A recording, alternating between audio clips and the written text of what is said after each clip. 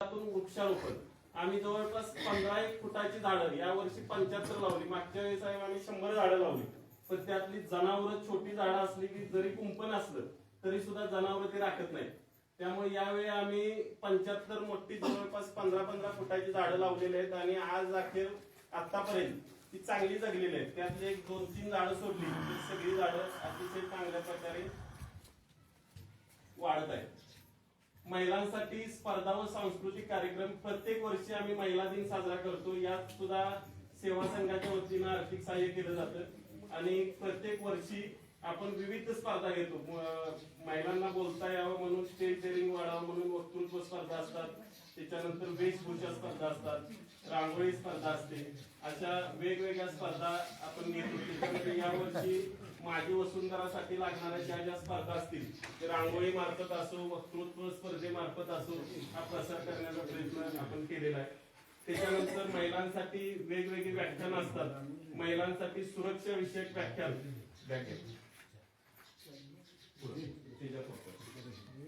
ते महिलांना cyber security किंवा इतर सुरक्षा कशी राखावी यासाठी इस्लामपूर पोलीस स्थानकाच्या मदतीनं आपण जवळपास 1 वर्षात 2 वर्षात असं गेस्ट लेक्चर घेत असतो. तर त्याची काही फोटो आहेत. त्याचबरोबर आरोग्य विषयक असो या हॉलमध्ये आरोग्य विषयक लेक्चर वेगवेगळे ठेवले जातात. आरोग्य विभाग असेल, कृषी विभाग असेल यांच्या वतीनं अशी वेगवेगळी व्याख्यानं आपण आयोजित करतो. लोकसहभागातून कर्तृत्ववान महिलांचा गावासमोर सन्मान यात सेवा संघाच्या वतीनं सगळं अर्थसहाय्य घेऊन आपण प्रत्येक वर्षी ज्या ज्या कर्तृत्ववान महिला आहेत या वर्षीचा सुद्धा कार्यक्रम झालेला आहे. कर्तृत्ववान महिलांचा सन्मान केला जातो. पुढं महिलांसाठी शेतीशाळा. महिला आता इथं जवळपास आमचं गाव 90% शेतीवर अवलंबून आहे.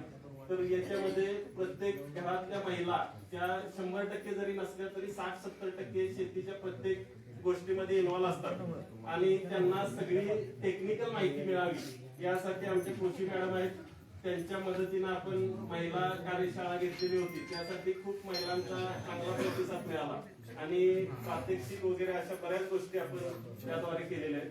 पुढे लोकसहभागातून महिला सहल असेल. प्रत्येक वर्षी आपण लोकसहभागातून महिला सहलीचं आयोजन करतो. गेले 3 वर्ष झाला हा देखील उपक्रम सुरू आहे. त्याच्यानंतर महिलांसाठी आरोग्य शिबिर असतात.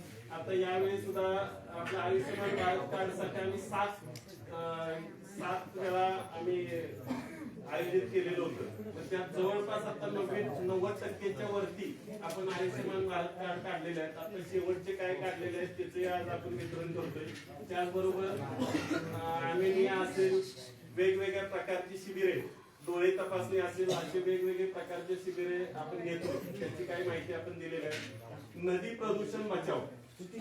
याच्यामध्ये नदीमध्ये जे प्रदूषण होतं ते प्रदूषण कमी व्हावं यासाठी आपण गणेश उत्सव हा इको फ्रेंडली साजरा करण्यासाठी ज्या स्पर्धाही घेतल्या होत्या त्याचबरोबर गणेश मूर्ती नदीमध्ये विसर्जन करू नये असं आवाहन केलं होतं. त्या आवाहनाला खूप चांगला प्रतिसाद मिळाला. लोकांनी सगळ्या मूर्ती जवळपास 60-70% मूर्ती या तिथं ठेवल्यामुळं बऱ्यापैकी प्रदूषण नदीचं कमी झालं. पुढं गोशाळेतील गायींना चारा जाऊ दे. पुढं शेती उपक्रम असेल, खेळ लोकसहभाग असेल असे वेगवेगळे कार्यक्रम आपण घेतो. त्याच्यानंतर मीडिया व गॅलरी असे दिलेले आहेत. त्यात वृत्तपत्रातील बातम्या असतील या 2-3 वर्षातल्या तर या सर्व बातम्या या आपण त्याच्यामध्ये टाकलेल्या आहेत. त्यातले काही फोटो ठराविक असतील हे आपण घालणार आहोत. तर याच्यामध्ये व्हिडिओ देखील काय आहेत. तर अशा वेगवेगळ्या गोष्टी आपण याच्यामध्ये दाखवण्याचा प्रयत्न केलाय. दाखवण्याचा उद्देश हाच आहे की यात संख्या वाढावी आणि गावात जेवढ्या आता सहभागी होतात त्याच्यापेक्षा जास्तीत जास्त लोकांनी सहभाग घ्यावा ही गावाकडून अपेक्षा आहे. त्याचबरोबर आता ही सर्व माहिती वेबसाईटची दिलेली आहे. या वेबसाईटचा वापर आपण सर्वांनी चांगल्या प्रकारे करावा अशी मी सर्वांना विनंती करतो. आताच या कार्यक्रमामध्ये आपल्या जुनेखेड गावचे सुपुत्र इस्लामपूर वाळवा पंचायत समितीचे विस्तार अधिकारी श्री सुनील आंबे साहेब हे उपस्थित राहिलेले आहेत. मी नितीन पाटील काका यांना विनंती करतो की त्यांनी त्यांचा वृक्ष देऊन सन्मान करावा व स्वागत करावं.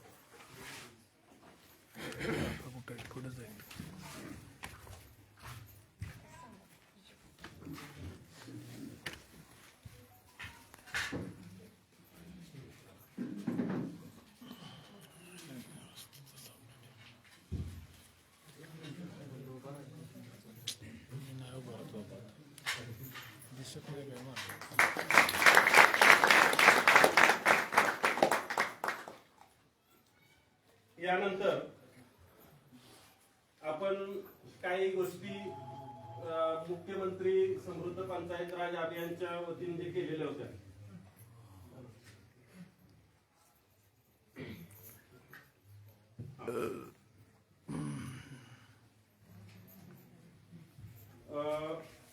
त्याचबरोबर आपण प्रमाणपत्र व ओळखपत्र वितरण समारंभ यामध्ये घेतोय।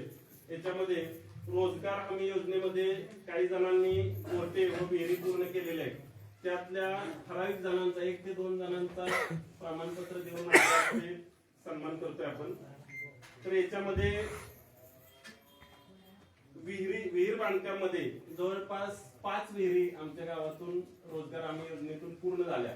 गोटे खूप आहेत, गोट्यांचे प्रस्ताव बऱ्यापैकी खूप आमच्या गावातून गेल्यामुळे विहिरी वाढवल्याशिवाय गोटे बसत नव्हते। आम्ही प्रवृत्त करून जेवढ्या विहिरी वाढवता येतील तेवढ्या वाढवलेल्या आहेत। त्यामध्ये अक्षय आणि पाटील यांनी देखील ही विहीर खूप चांगल्या प्रकारे बांधकाम करून पूर्ण केलेली आहे। त्यांना मी विनंती करतो की त्यांनी व्यासपीठावरती यावं आणि मी प्रमुख पाहुण्यांना विनंती करतो की त्यांचं प्रमाणपत्र त्यांना सुपूर्द करावं।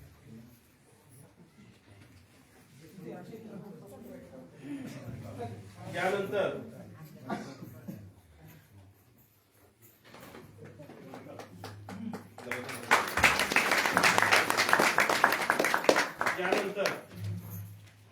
तानाजी साधू पवार यांची देखील विहीर पूर्ण झालेली आहे। त्यांनाही मी विनंती करतो की त्यांनी व्यासपीठावरती यावं आणि आपलं प्रमाणपत्र स्वीकार करावं। प्रमुख पाहुण्यांना मी विनंती करतो की त्यांचं प्रमाणपत्र आपल्या हस्ते द्यावं।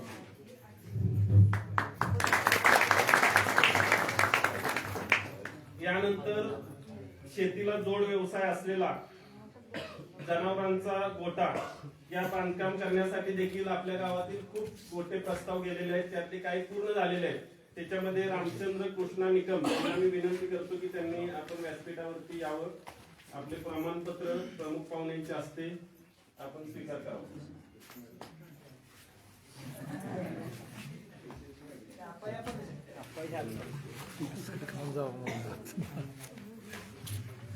यानंतर हनुमंत दादासो पाटील यांना मी विनंती करतो की त्यांनी देखील सध्याच्या मी आला वगैरे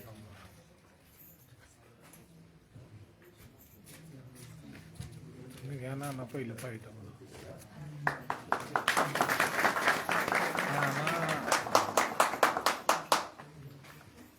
अमेनिया मुक्त गाव करण्यासाठी आपण दाखवा इकडं पत्र सर्व महिलांचं गावातील 100% महिलांचं तपासणी केली।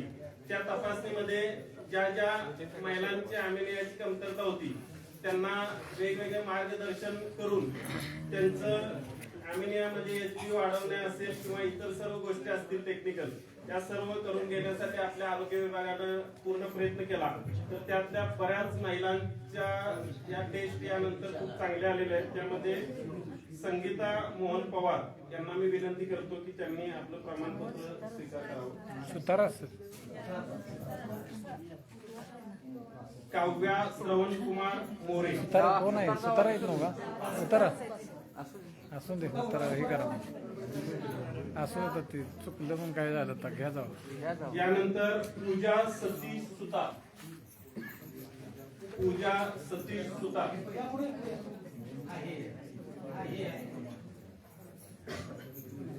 दोन्ही बाजूने घ्या। बघा इकडं एक एक घ्या असं घ्या का तसं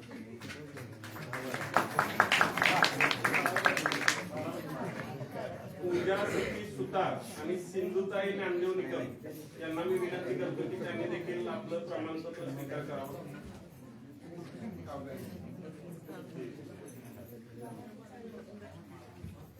जयश्री शरद पवार, जयश्री शरद पवार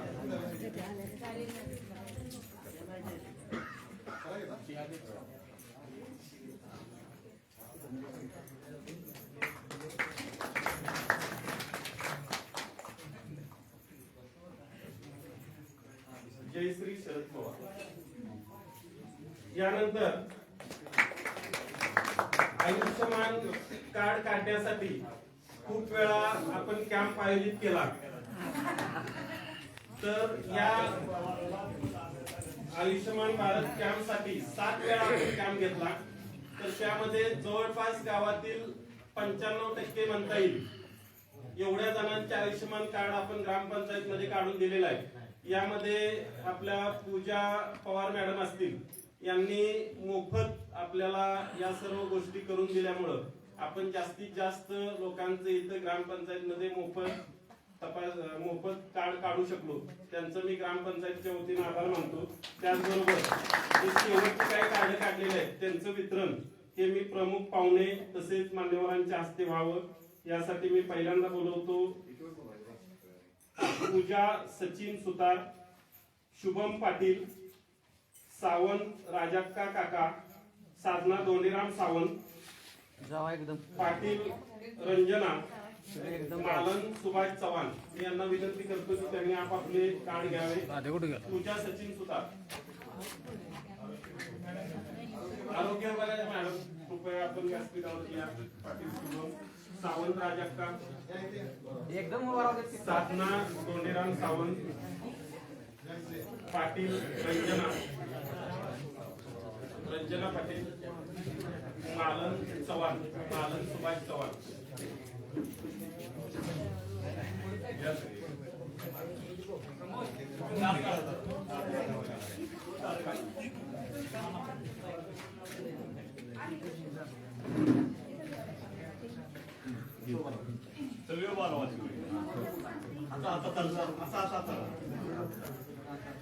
हे 2 कुणाचे आहेत बघा. इथं 2 आहेत. रंजना पाटील आणि इकडे मॅडम तुम्ही मध्ये उभा राहा.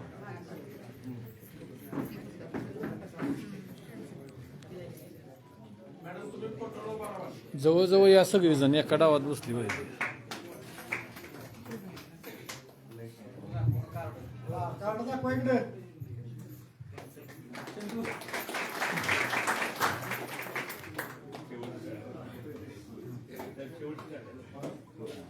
सात वेळा कॅम्प घेतला. आता तेच 2 या कॅम्प 7 वेळा आपण आयुष्यमान भारत कॅम्प घेतला. यासाठी आपल्या पूजा पवार मॅडम यांना मी विनंती करतो की त्यांनी व्यासपीठावरती या. त्यांनी या सर्व गोष्टी त्यांचे मिस्टर इथं उपस्थित आहेत. त्यांनी कृपया प्रमोद पवार यांना मी विनंती करतो की त्यांनी इथे यावं आणि पवार मॅडम आपल्या सदस्य त्यांना मी विनंती करतो की त्यांनी त्यांचा सन्मान करावा प्रमुख पाहुण्याच्या समोर. ना झाड द्या. झाड घ्या. हे फौजी आहेत. गावातील सर्व सामाजिक उपक्रमात पूर्ण वेळ देतात. इथं आलं की ते पूर्ण वेळ देतात. त्यांच्या मिसेस ज्या आहेत त्या देखील आता आयुष्यमान कार्ड मोफत काढून घ्यायचे. त्यांनी पैसे घेतले.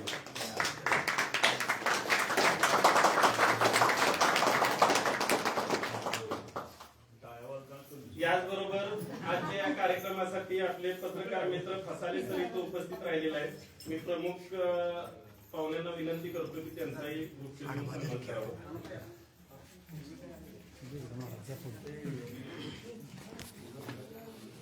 यानंतर जे संजय गांधी निराधार योजनेसाठी काही महिलांच्या पात्र झालेले आहेत आणि श्रावण योजनेसाठी काही महिला पात्र झालेल्या आहेत. तर त्यांना मी त्यांच्या काही जणांची कार्ड वाटप आपण करतोय. तर त्यांना मी विनंती करतो की त्यांनी हे कार्ड स्वीकार करण्यासाठी इथे यावं. यामध्ये शारदा विश्वास पाटील, उषा शिवाजी चव्हाण, बनाबाई गुडाळकर आणि पार्वती चव्हाण. ते आपण काय केलंय त्यांचं ते ओळख लगेच व्हावी. दादा आता सभा चालू आहे. परत फोन करायला सांगतो. दादा आता इथे परत फोन करायला सांगतो. बनाबाई गुडाळकर.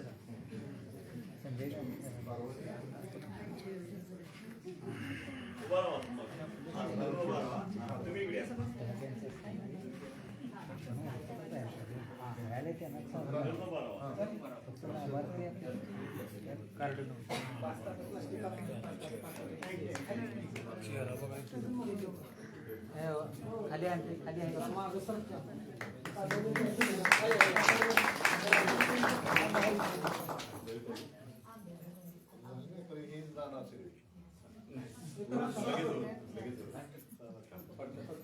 एकदम यानंतर दिव्यांग 5% ग्राम निधीमधून दिव्यांग वस्तू वाटप ही मान्यवरांच्या हस्ते आपल्याला करायचं आहे. मी सर्व दिव्यांगांना एकत्रितपणे इथे यावं अशी विनंती करतो. कोण कोण आहेत आणि हे बघा, एक करा, एकच बॉक्स आणून ठेवा. आता परत द्या हा एक एका वेळी सगळे या आणि सगळ्यांना खाली जाताना तुम्हाला तुमची वस्तू दिली जाईल.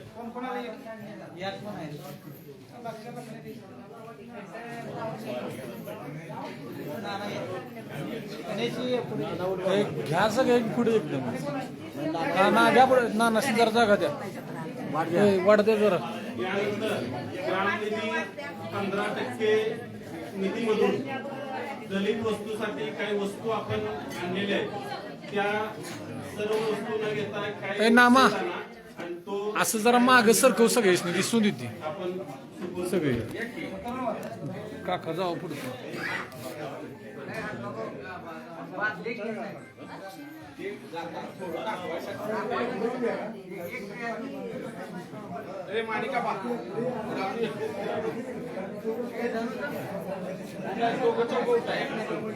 सगळी एकदम या म्हणा. बरं ही द्या एक एक द्या ही बाद झाले बरं खाली आले होते आले नानाशनीकडच्या बाजूला एक महाराज ह्या बाजूला घे नानाश.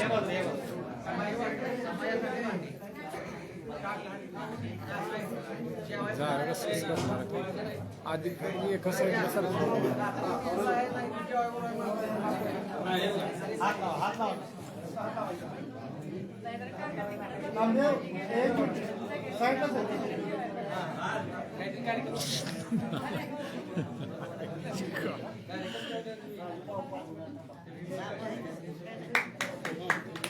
यानंतर दलित वस्ती 15% निधीमधून आपण ताटवाट्या आणलेल्या आहेत. सर्वांनी कृपया ऐका, शांत बसा.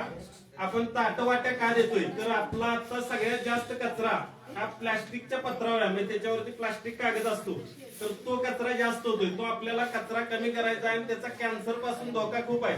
यासाठी आपण दलित वस्तीमध्ये आता जवळपास 150 ते 200 काहीतरी ताटा असतील आणि तो सेट सगळा असा दिलेला आहे. त्याचबरोबर इतर साहित्य देखील दिलेलं आहे. याचा मेन देण्याचा हेतू असा आहे की आपण पत्रावळी कमी करायची जेणेकरून प्लास्टिक वापर कमी होईल, आपलं आरोग्य चांगलं राहील. जेवढं पत्रावळीला खर्च होतोय ते हे स्वच्छ करायला खर्च तेवढ्यात होतोय. त्याचबरोबर गावात देखील, हे झालं दलित वस्तीसाठी, गावात देखील आपण जवळपास 500 ते 1000 ताट आणि त्याच्यासाठी लागणाऱ्या 2-2 वाट्या हे सर्व आपण आणणार आहे. तर यासाठी पत्रावळ्या प्रत्येकानं बंद करावं ही कृपया ग्रामपंचायत तर्फे आपल्याला सर्वांना विनंती आहे.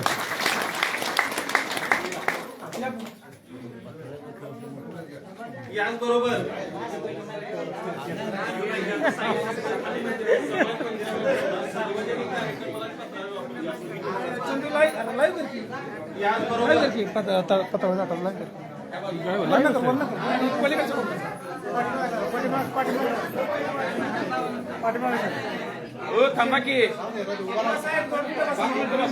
सर्वांनी कृपया खाली बसा.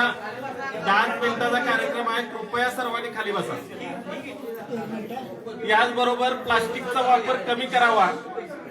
यासाठी बायोडिग्रेडेबल प्लास्टिक याचा आपण सर्व दुकानामध्ये वाटप केलेलं आहे. तर बायोडिग्रेडेबल प्लास्टिक हे 6 महिन्यामध्ये त्याचं विघटन होतं मातीमध्ये. तर हे प्लास्टिक आपण प्रत्येक दुकानदाराला दिलेलं आहे. यासाठी एक वाटप आता आपण इथं ठेवतोय.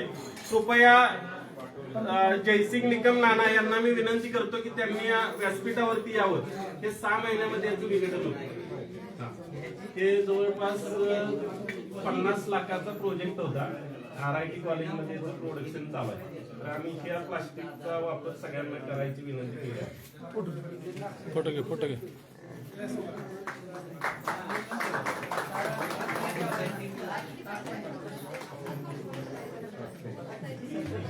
यानंतर आता सर्व हा प्रमाणपत्र आणि वस्तू देण्याचा वाटप हा कार्यक्रम संपलेला आहे.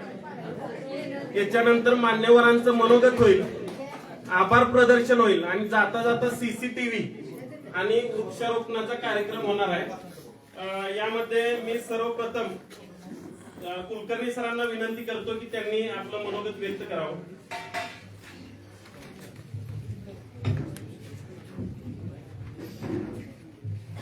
ग्रामपंचायत जुनेकडच्या वतीनं आयोजित या कार्यक्रमामध्ये आपल्या तालुक्याचे सन्मान्य गट विकास अधिकारी माननीय डॉक्टर आबासाहेब पवार साहेब तसेच आपल्याला इथं आज फायदा झालेल्या आपल्या सहाय्यक गट विकास अधिकारी माननीय शिरीष माने मॅडम, आपल्या तालुक्याचे विस्तार अधिकारी शिक्षक माननीय आमजी साहेब, तसेच गावचे सरपंच, उपसरपंच, आमचे ग्रामपंचायत सर्व सन्मानित सदस्य आणि आमचे गावपासून सर्व कर्मचारी, आशा सेविका, अंगणवाडी सेविका, आमचा आरोग्याचा स्टाफ आणि सर्व आपण ग्रामस्थ बंधू.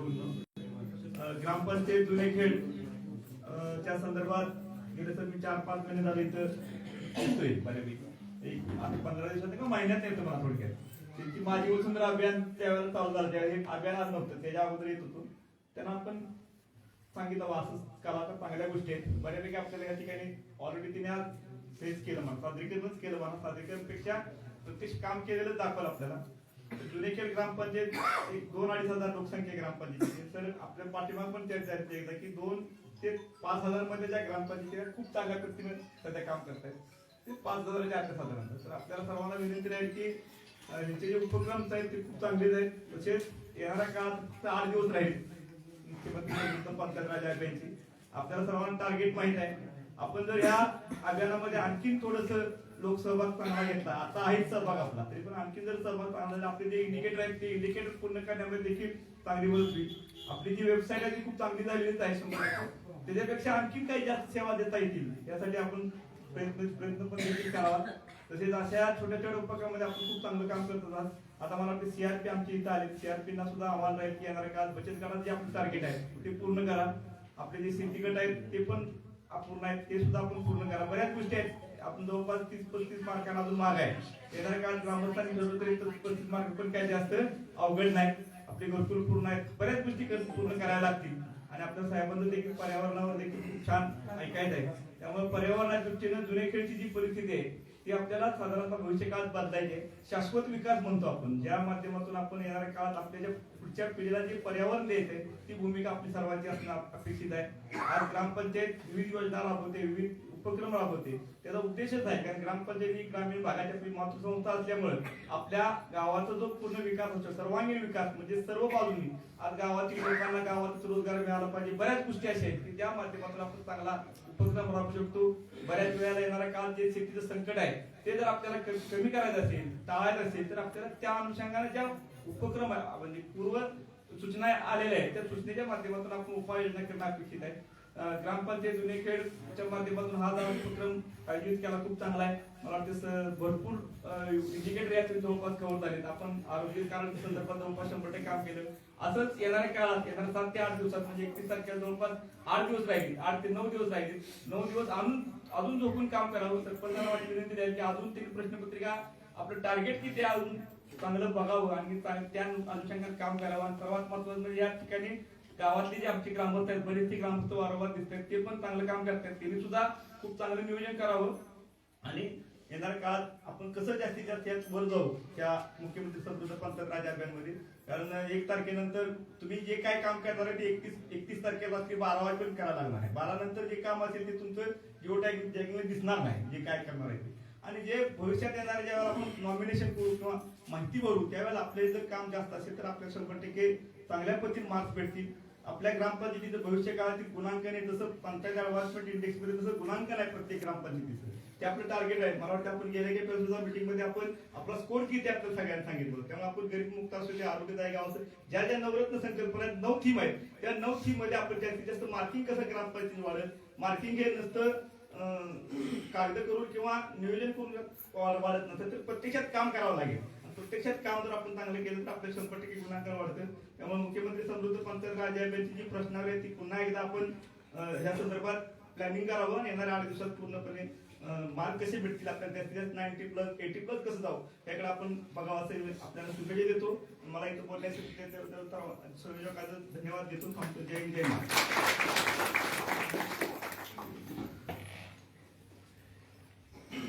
यानंतर आजच्या कार्यक्रमाचे प्रमुख पाहुणे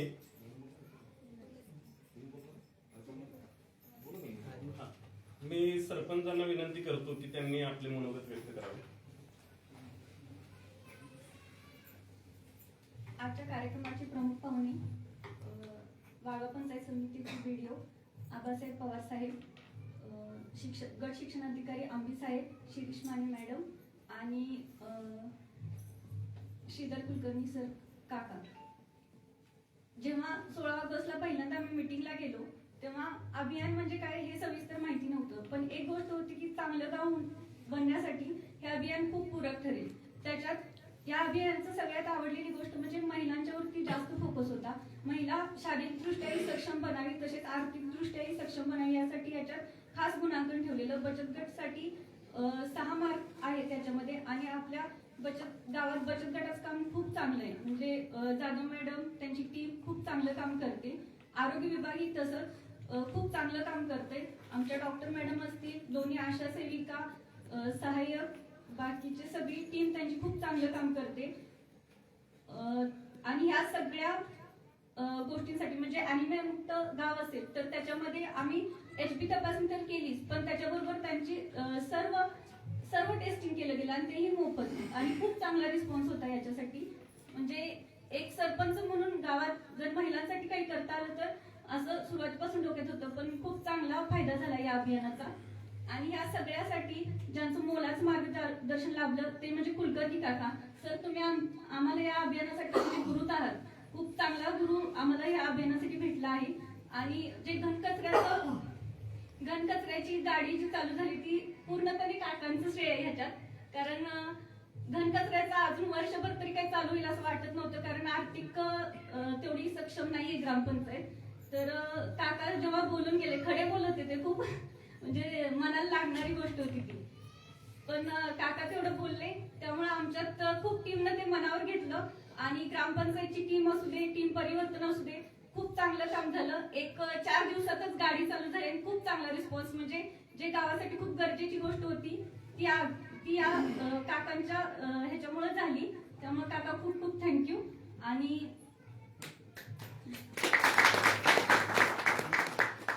म्हणजे गाव ह्या अभियानात आमचा नंबर येऊ अगर न येऊ, पण गाव एकजुटीनं काम करते हे बघून खूप समाधान वाटते.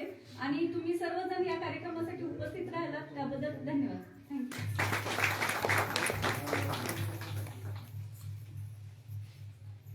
यानंतर आजच्या कार्यक्रमाचे प्रमुख पाहुणे वाळवा पंचायत समितीचे गट विकास अधिकारी डॉक्टर माननीय आबासाहेब पवार साहेब यांना मी विनंती करतो की त्यांनी आपलं मनोगत व्यक्त करावं.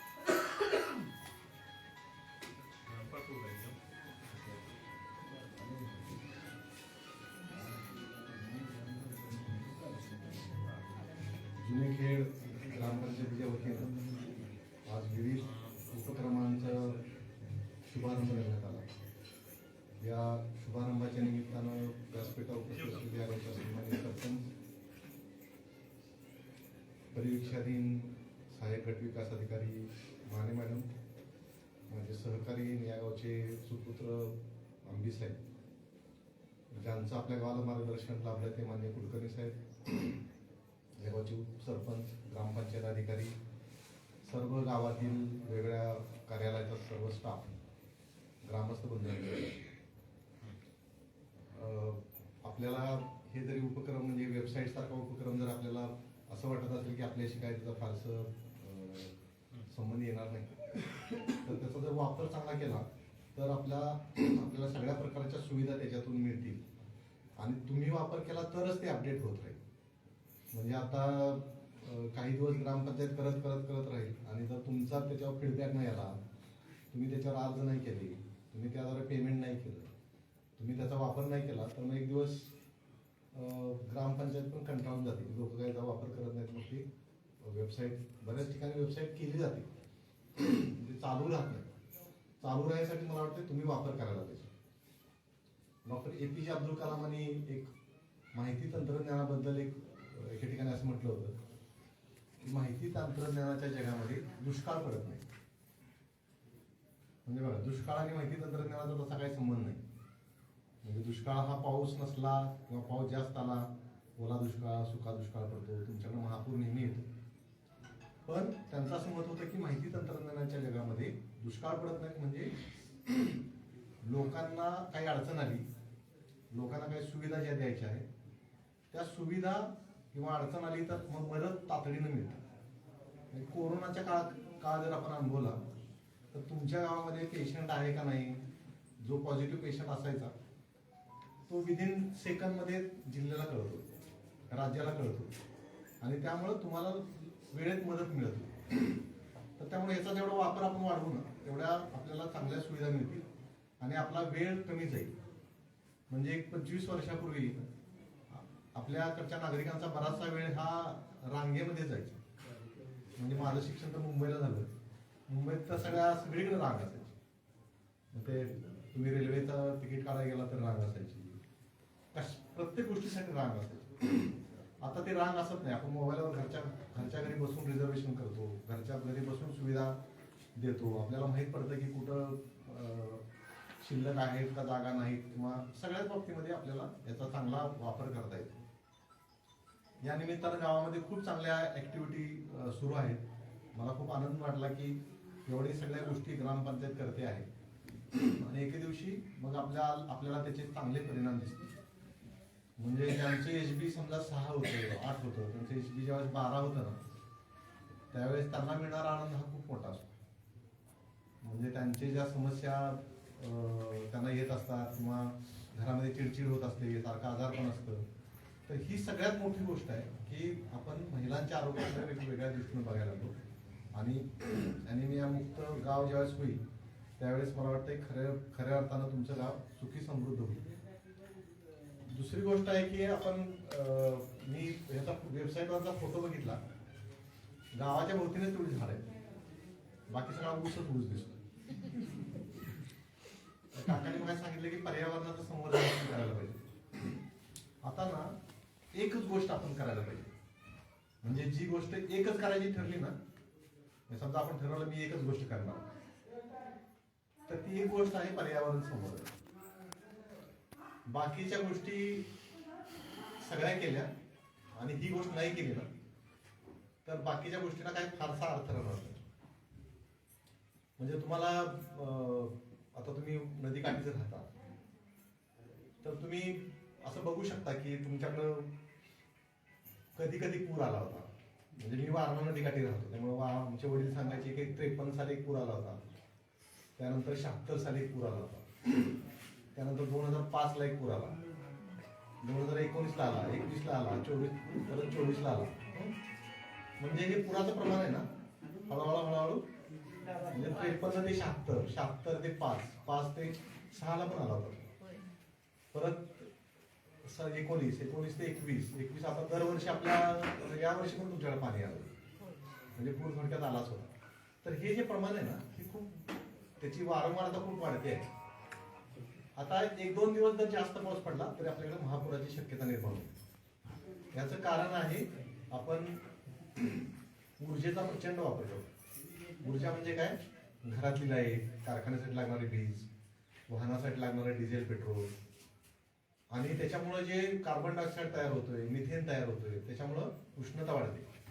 उष्णता वाढल्यामुळं आपलं बर्फाच्या स्वरूपामध्ये जे पाणी खूप मोठ्या प्रमाणात साठवून ठेवलेलं आहे आपल्या ध्रुवावर, तिथलं पाणी सगळं खाली येते आणि त्यामुळं जास्त बाष्पीभवन, उन्हामुळे जास्त बाष्पीभवन होतं, जास्त पाऊस पडतो.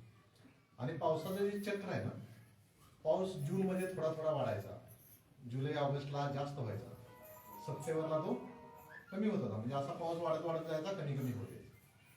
आता असं काही नाही. आता जूनला एकदम जास्त वाढतो, ऑगस्ट सप्टेंबरला गायब होतो, असं नोव्हेंबर पर्यंत पडतो, डिसेंबर पर्यंत पडतो. परतीचा पाऊस आपल्याकडे पडत नव्हता, तो परतीचा पाऊस पण पडतो. मागच्या आठवड्यामध्ये श्रीलंकेमध्ये महापूर आला, इंडोनेशियामध्ये महापूर आला, सोलापूर जिल्ह्यामध्ये, उस्मानाबाद जिल्ह्यामध्ये, किंवा त्याला आता काय म्हणतो आपण, धाराशिवमध्ये जो महापूर आला ना, तो इतका प्रचंड होता की 6 वर्ष किंवा गेले 10 वर्षे एकूण जो पाऊस पडला ना, तो 2-3 दिवसामध्ये पडला. आणि याच्यामुळं आपलं जे वित्तहानी, जीवितहानी आणि सगळी जी हानी होते ना, ती खूप मोठ्या प्रमाणात होते. आणि म्हणून आपल्याला पर्यावरण संवर्धन ही खूप महत्वाची गोष्ट आहे. म्हणजे तुम्ही ना, समजा तुमच्याकडे महापूर येतो, एखादा पुरात माणूस अडकला, तर त्याला झाडावर चढायचं एखादं झाड पाहिजे की नाही? तो काय उसावर चढेल का? तर त्यासाठी तर किमान झाडं शेतामध्ये लावायला पाहिजे. एखादा माणूस झाडावर चढून तर थांबेल. झाडं एवढ्यासाठी लावायला पाहिजे की आपण पृथ्वीवर एकटे जगू शकत नाही. माणसाला असं वाटत असेल की आम्ही पृथ्वीवर एकटे जगू, तर ते शक्य नाही. तज्ञ असं सांगतात की मधमाशा नष्ट झाल्या पृथ्वीवरच्या, माणूस त्यानंतर फक्त 4 वर्ष झाले. आता मधमाशा तुम्हाला कुठे दिसत आहेत का? बघितलंय कुठे? शेतात आपल्या मधमाशा आहेत, मधाचा पोळा आहे, किती आहे? आता पूर्वीच्या प्रमाणामध्ये ते फार क्वचित आहे. म्हणजे ह्या मधमाशा नष्ट झाल्या तर आपलं अन्न पिकणं कमी होईल आणि त्यानंतर उपासमार होईल. हे काही मी फार लांबची गोष्ट नाही सांगत तुम्हाला. पुढच्या 5-10 वर्षामध्ये हे सगळं होणार आहे. शिवाय पशु पक्षी जे होते ते आपल्याला सगळ्या गोष्टीला मदत करायची. म्हणजे शेती ही गोष्ट आहे ना, शेती ही शेतकरी करत नाही. शेतकरी फक्त त्याच्यामध्ये आधीमध्ये थोडा थोडा हस्तक्षेप करतो. शेती निसर्ग करतो. निसर्ग जर बिघडला तर तुम्ही शेती पिकवू शकत नाही. आज रोजी तुम्ही शेतामध्ये भाजीपाला लावला किंवा एखादं पीक लावलं आणि त्याला कीटकनाशक नाही मारलं तर ते येत नाही. याचं कारण आहे की जो निसर्गाचा जो बॅलन्स होता ना, जो संतुलन होतं, ते आपण सगळं बिघडवलेलं आहे. म्हणून आपल्या घर परिसरामध्ये, शेतामध्ये शक्यतोवर आपण झाडं लावलं पाहिजे. बांधावर झाड लावलं पाहिजे. शेताच्या रस्त्याच्या कडेला पण झाडं नाही तिकडं. म्हणजे हे जर आपण आज रोजी केलं नाही ना, तर 2030 नंतर, 2030ला किती वर्ष आहेत? 5 वर्ष आहेत. त्यानंतर आपण काही करून उपयोग नाही. म्हणजे त्यानंतर निसर्ग स्वतःला संपवून घेईल. म्हणजे आता दुष्काळ म्हणजे हे पडतं, वादळ येतं, महापूर येतो, ह्याच्यात सगळ्यात जास्त नुकसान कोणाचं होतं? कोणाचं होतं? निसर्गाचंच होतं. शेतकऱ्याचं होतंच, निसर्गाचंच जास्त नुकसान होतं. मग निसर्ग स्वतःला संपवून घेईल किंवा ते आपण काही केलेलं तर फारसा परिणाम होणार नाही. माझं असं म्हणणं आहे की ग्रामपंचायत जे जे काही करते ना, त्याला तुम्ही सगळ्यांनी जोपर्यंत साथ देत नाही तोपर्यंत हे शक्य नाही. आता त्याच्यासाठी आपण काय काय करायला पाहिजे? आम्ही हे सगळं सांगितलं तुम्हाला. त्याच्यासाठी काय करायला पाहिजे? तर आपण पहिली गोष्ट आहे की ऊर्जा वाचवायला पाहिजे. म्हणजे तुमचं वीज बिल आहे ना, हे वीज बिल आता जेवढं आहे त्याच्या निम्म्यावर आलं पाहिजे. कारण नंतर भविष्यामध्ये तुम्हाला वीज मिळणार नाही. म्हणून वीज बिल निम्म्यावर आणायला पाहिजे. म्हणजे निम्म्यावर म्हणजे ज्यावेळेस तुम्हाला गरज नाही त्यावेळेस बंद करणार. आता हा बल्ब आहे ना, CFL बल्ब आहे, असले बल्ब वापरते ज्यानं वीज कमी लागते. टीव्ही ज्यावेळेस आपल्याला गरज नसते त्यावेळेस बंद ठेवायचे, फॅन गरज नसते त्यावेळेस बंद ठेवायचे.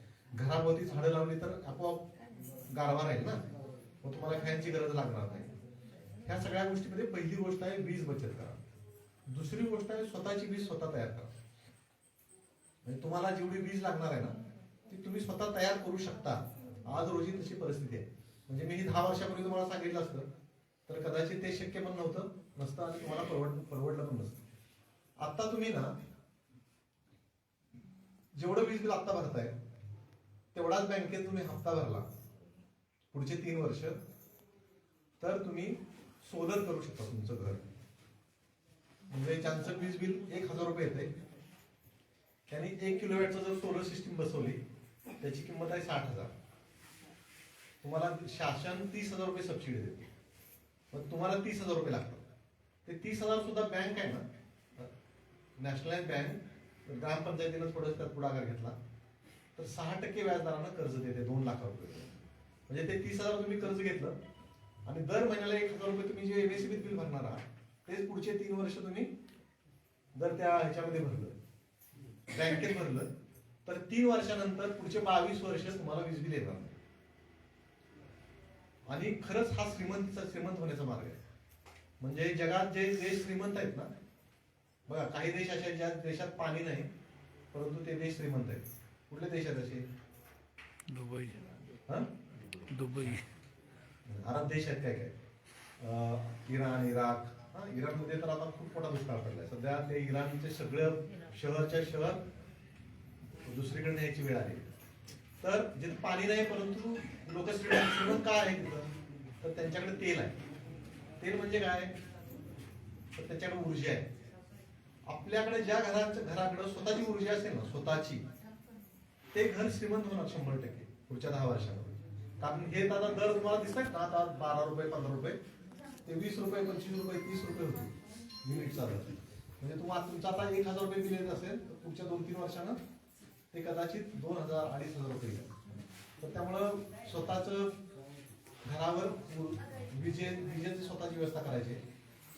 आपण जे गॅस वापरतो ना त्याच्याऐवजी तुम्ही जर बायोगॅस केला, बायोगॅस म्हणजे आपण बायोगॅस तुम्हाला सगळ्यांना माहिती आहे, तर तो जर बसवला ना तर तुम्ही जनावर पाळता, जनावरांच्या जर तुम्ही ते ह्याच्यामध्ये गाडीमध्ये जर शेण टाकलं तर तिथून मिथेन तयार होतो. तो मिथेनमुळे पण तापमान वाढतं. तर ती व्हायची नसेल तर तुम्ही ते सगळं शेण बायोगॅसमध्ये टाकायला पाहिजे. किंवा तुमच्याकडे ज्यांच्याकडे शेण नाही त्याने जे खरकट असतं, भाजीपाला असतो, फळाचे राहिलेले भाग असतात, ते तेवढे जरी टाकले त्या बायोगॅसमध्ये तरी सुद्धा तुम्हाला स्वयंपाकाला पुरेसा गॅस त्याच्यातून मिळतो. त्याच्यातून 2 फायदे होतात. एक तर तुम्हाला गॅस लागत नाही विकत घ्यायला, आणि दुसरं म्हणजे तो गॅस असं वातावरणात सोडल्यामुळे ते तापमान वाढ होते, ती तापमान वाढ पण थांबते. आणि चौथी गोष्ट आहे, आपण झाडं लावायला पाहिजे. झाडं जर तुम्ही नाही लावली तर अवघड आहे सगळं. म्हणजे आणि याला आता फार नाही वेळ राहिलेला. घराच्या समोर, घराच्या पाठीमागं, घराच्या भोवतीनं झाडांमुळं काही नुकसान होत नाही या इमारतींना. ज्यांच्या RCC इमारती आहेत त्यांना तर अजिबातच काही होत नाही. तुम्ही आता पुण्यामध्ये मुंबईमध्ये गेलात, एवढ्या मोठ्या प्रमाणात घराचे शेजारी झाडं आहेत. खेडेगावामध्ये मात्र सगळं तोडून टाकणार. खेडेगाव उलट जास्त उजाड झाली, शहरामध्ये झाडांचं प्रमाण तसं बरं राहिलेलं आहे. तर त्यामुळं आपण आपल्या घराच्या समोर जिथं जिथं आपल्याला शक्य आहे 2-3 फुटाचा जागा होऊ शकते अशा ठिकाणी तुम्ही झाडं लावली पाहिजेत.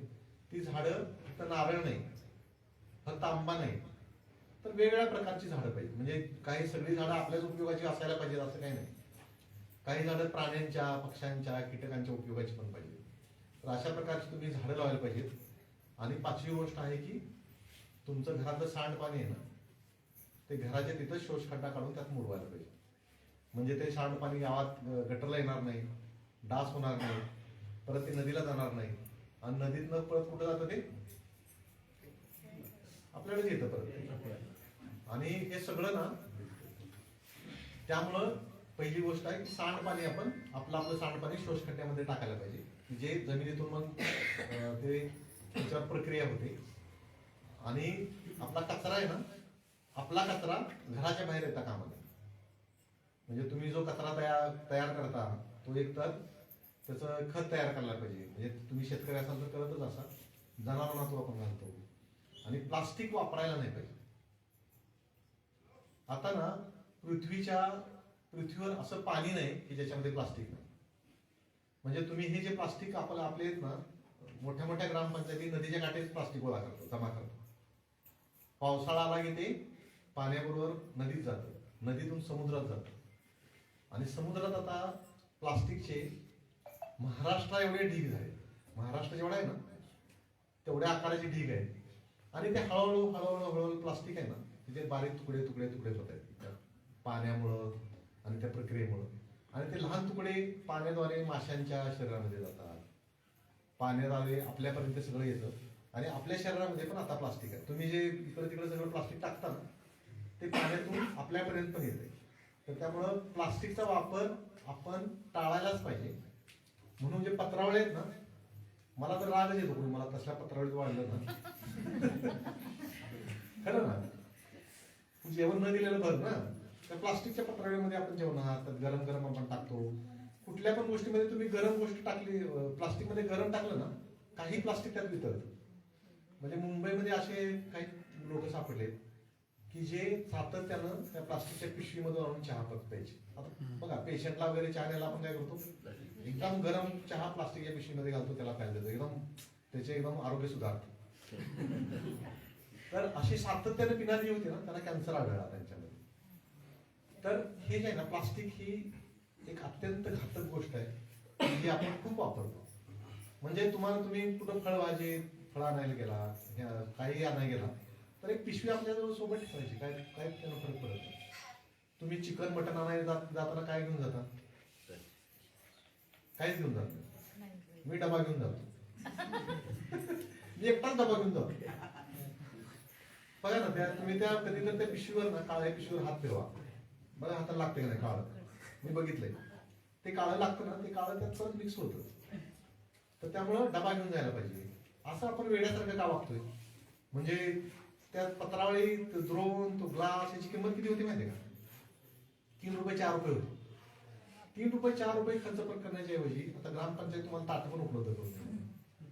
तेवढ्या धुण्यासाठी 200-300 रुपये कोणाला तर द्या, ते तुम्हाला स्वच्छ करून देतील, तुम्हाला जर जमत नसलं तर. किंवा मला वाटतं की ग्रामपंचायतीने एका व्यक्तीकडे ठेवावी ती, त्याने ग्रामपंचायतीला काही न द्यावं, म्हणजे ग्रामपंचायतीला काही गरज नाही, त्यांनी फक्त ते द्यावीत आणि नॉमिनल काही 1 रुपया किंवा असं काहीतरी घ्यावं की त्यांना पण 4 पैसे मिळतील आणि ते स्वच्छ व्यवस्थित ठेवतील. ते खूप आवश्यक आहे. आता मगाशी बघा त्या ह्याच्यातून चहा वाटला, कशातून वाटला? हा, मी आमच्या ऑफिसमध्ये अजिबात करून देत नाही, हाकलून लावतो, तसलं घेऊन येतं, कपच घेऊन येतो. मध्यंतर आम्ही एक ट्रेनिंग ठेवलं होतं सरपंचांचं, त्याला ते आम्ही कडधान्य वगैरे दिले होते नाश्त्याला. तर तो म्हटला की मी ते अल्युमिनियम फॉईल मध्ये देणार. मी म्हटलं नाही, देणार असेल तर तू ह्याच्यात दे, आपले कसे ह्या प्लेट आण. तर त्यांनी कराडवरनं प्लेट आणल्या, इथं मिळाले. पण ते तसंच द्यायला पाहिजे. का आपण काय झालंय, आता आपल्याला सगळं मिळायला लागलंय तर आपण ते चांगल्या पद्धतीने खात नाही. यापूर्वी मिळत नव्हतं तोपर्यंत लोक म्हणायचे मिळायला पाहिजे. आता मिळतंय तर ते अशा विचित्र प्रकारे आपण सगळं खायला लागलो, वापरायला लागले की त्याचे आपल्या तब्येतीवर खूप घातक परिणाम होत आहेत, मुलांच्या आरोग्यावर खूप घातक परिणाम होत आहेत. तर प्लास्टिक वापर पूर्ण टाळायला पाहिजे. म्हणजे जिथं अगदी हेच नाही, म्हणजे दुसरा पर्यायच नाही, म्हणजे समजा काही पॅकिंग आपल्याला बाहेरचा माल येतो, तो पॅकिंग करायचा असतो, तो पावसामध्ये खराब होऊ नये म्हणून प्लास्टिक वापरतात, तेवढंच हे आहे, अलाउड आहे. हे कुरकुरेचं प्लास्टिक आहे ना, कुरकुरेचं प्लास्टिक तर काहीच होत नाही, रिसायकल होत नाही. म्हणजे ते इतकं वाईट आहे की ते लोक, ते कुरकुरेचा बिझनेस नसतो, तो पॅकिंगचा बिझनेस आहे. आणि त्याच्यामुळे तयार झालेलं जे आहे ना, ते कुठं काय करायचं हा प्रश्न शासनाच्या समोर पण आहे. तर मला वाटतं की प्लास्टिक अजिबात वापरू नये. दुसरी गोष्ट आहे की कचरा आपल्या घरातल्या घरात जर विल्हेवाट तुम्ही लावली तर मग ग्रामपंचायतीचा लोड पण कमी होईल, तुम्हाला पण चांगलं आरोग्य याच्याद्वारे मिळू शकेल. तर या अभियानांतर्गत आपण सगळं गावच्या गाव सोलर करायचं. आपल्या तालुक्यात आता तुझार नाही, मरणनाथपूर 100% हेच झालं, सोलर झालंय. 100% घरांवर सोलर बसलं. आता त्या गावचं ना वर्षाचा तुम्ही हिशेब काढला तर लाखो रुपये वाचतात. आता त्यांना आम्ही काय म्हटलं की तुम्ही गिझर बसवा त्याच ह्याच्यावर लाईटवर, गरम पाणी पण त्यातनं वापरा, गरम पाणी करून स्वयंपाक करा. गरम पाणी तुम्ही जर थर्मासमध्ये ठेवलं, एक 5 लिटरचा थर्मास फ्लास्क घेतला, त्या सकाळी गरम पाणी काढून करून ठेवलं तर चहा तुमचा फास्ट होईल का? स्वयंपाक सगळा फास्ट होतो. हॉटेलमध्ये तेच करतात. तर तसं तुम्ही करायला पाहिजे की सकाळी जे 5 लिटर पाणी तुम्हाला स्वयंपाकाला लागतं ना, तर त्यातनं घ्यायचं, ठेवायचं, सकाळ संध्याकाळचा स्वयंपाक त्या गरम पाण्याद्वारे करायचा. तर तुमचा अर्धा गॅस पण वाचेल, अर्धा वेळ पण वाचेल. ह्या सगळ्या गोष्टी आपण करतोय. तर तुम्ही सगळ्यांनी याच्यासाठी साथ द्या. परसबाग करा. ज्यांना घराशेजारी थोडी पण जागा आहे तुम्ही शेवगा लावा, पपई लावा. लावत नाही ना आपण, लावतो. सगळी चांगली चांगली गोष्ट ती निश्चित आहे आपल्याला. पपई खूप चांगलं फळ आहे, आपण कधीच खात नाही. पपई इतकं पौष्टिक आणि स्वस्त फळ दुसरं नाही जगात. पेरू इतकं स्वस्त आणि चांगलं. पेरू हा सफरचंदापेक्षा पौष्टिक आहे. शेवगा हा खूप पौष्टिक आहे. आवळा आहे, चिकू आहे. ह्या सगळ्या गोष्टी तुम्हाला जेवढा जागा उपलब्ध आहे त्याच्यामध्ये तुम्ही करायला पाहिजे. भाज्या पण आता बाजारातून आणायची खरं तर दिवस राहिलेले नाहीत. आपल्याकडं अगोदरच्या दिवशी औषध मारतात, दुसऱ्या दिवशी ती भाजी बाजारात येते. त्याला एक 8-15 दिवसाचा विड्रॉल टाइम असतो. म्हणजे औषध मारल्यानंतर एक 8 दिवस तर ती भाजी किंवा ती फळं आहेत ना ती बाजारात येता उपयोगाची नसतात. पण आपल्याकडे तसं काय नाही. आपल्याला कुणाच्या आरोग्याचं कुणाला काय पडलेलं नाही. माझं फक्त माझं पडलं. तर त्यामुळं फळं भाज्या पण आपल्या शेत जर तुमचं असेल तर ते शेतामध्ये भाज्यांसाठी कुठे तर जागा ठेवा. ऊस देतात करू नका. आणि तिथं तुम्ही भाज्या किंवा फळभाज्या पिकवू शकता. आता हे तुम्ही म्हणताय की तुम्हाला शक्य आहे का, तर हे सगळं शक्य आहे. आणि त्यामुळं तुमच्या सगळ्यांना आरोग्यदायी चांगलं जीवन मिळेल. तर त्यासाठी आपण सर्वांनी गाव तुमचं खूप चांगलं काम करत आहे, त्यांना साथ द्या. आणि हळूहळू आपलं गाव स्वयंपूर्ण कसं होईल याच्याकडे जाण्याची गरज आहे. म्हणजे गावातला सगळा कच्चा माल गावात तयार करतो आपण, तो सगळा शहरात पाठवतो. रोजगार निर्माण कुठं होतो? शहरात होतो. परत नोकरीला नाही आम्ही शहरात. त्यापेक्षा तुमच्या गावातलं दूध मिळतं का? गावातल्या गावात पिकलेलं, गावातल्या गावात तयार झालेलं मिळतं? मिळत असेल तर चांगली गोष्ट आहे. नाहीतर बऱ्याच गावात पिशवीतलं दूध मिळतं. दही आहे, दूध आहे, दुधाचे पदार्थ आहेत. आता आपण शेतकऱ्यांनी एक पाऊल पुढे जायला, एक पाऊल पुढचं पाऊल आहे ना, ते पुढचं पाऊल आपल्याला खूप काही देतं. म्हणजे आता तुम्ही त्या स्टेजला आहात, त्या स्टेजला जर तुम्हाला 1-2 रुपये मिळत असेल, अजून एक पाऊल जर तुम्ही पुढे टाकलं तर कदाचित तुम्हाला 10 रुपये मिळतील. पण त्याच्यासाठी थोडं वर्क डिस्ट्रीब्युशन पण पाहिजे. म्हणजे आपण सगळीच लोक सगळ्याच गोष्टी करणार तर मग आपल्याला होणार नाही. म्हणजे सगळ्यांनी दूध तयार करायचं, सगळ्यांनीच जनावर पाळायची, सगळ्यांनी डेअरीला नेऊन घालायचं. त्याच्याऐवजी त्यातले जे भाग आहेत त्याच्यामध्ये खाद्य लागतं, वैरण लागते, अजून जे लागतं. काही शेतकऱ्यांनी तेवढंच केलं, दुसऱ्या शेतकऱ्यांनी अजून तेवढं केलं, अजून काही शेतकऱ्यांनी किंवा बचत गटांनी ते विकायचं काम केलं तर मला वाटतं की खूप चांगल्या पद्धतीने होईल. कंपोस्ट खत पण तुम्ही चांगलं दर्जेदार करू शकता. पण आपली कंपोस्ट खड्डे असतात रस्त्याच्या शेजारी, अर्धे पावसाने जातात, अर्धे आपण एकदम ते ट्रॉलीवर उचलतो आणि शेतात नेऊन टाकतो. त्याचा पण उपयोग होतो. आपल्या कंपोस्ट खड्ड्यातलं खत आपण कधीच बॅगेमध्ये भरलंय का? आपण कधीच बॅगेमध्ये भरणार नाही. आपण बॅगेतलं खत कुठून आणणार?